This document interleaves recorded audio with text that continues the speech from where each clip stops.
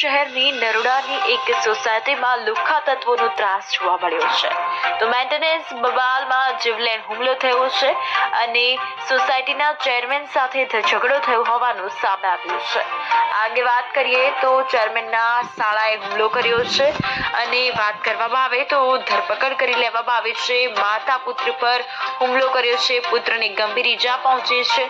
આ અંગે વાત કરીએ તો આરોપી દંપતીની ધરપકડ આજરોજ તારીખ 8/1/2025 બુધવારના રોજ કરવામાં આવે છે. નરોડાની સોસાયટીમાં લુખ્ખા તત્વોનો ત્રાસ જોવા મળ્યો છે, ત્યારે સોસાયટીના જે રહેવાસી છે કિંજલ પંડ્યા ફરિયાદીની પ્રતિક્રિયા સામે આવી છે, તે સાંભળીએ. એમ કહેવા ગઈ કે તમે અહીંયા ગાળો બોલતા હતા, તમે ગાળો ના બોલો અને ચપ્પુ આવી રીતે ચપ્પુ ના બતાવો. એટલે પછી એ ભાઈને મારી ઉપર ગુસ્સો આવ્યો એટલે મને મારવા આવ્યા ચપ્પુ લઈને, એમની વાઈફને બંને.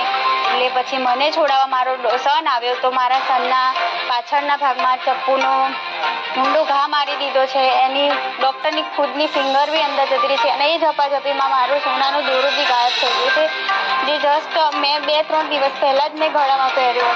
એકચ્યુઅલી મેન્ટેનન્સની બાબતમાં હતું. સોસાયટીના મેન્ટેનન્સમાં હિસાબો કિતાબો કોઈ આપતો ને છેલ્લા 2 વર્ષથી કોઈ હિસાબ જ નથી આપ્યા એને, અને રોજ ડ્રિંકિંગ કરે છે, સોસાયટીના પૈસે જ જલસા કરે છે.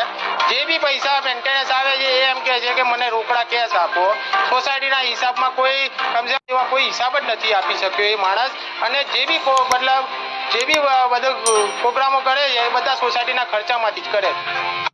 અમદાવાદ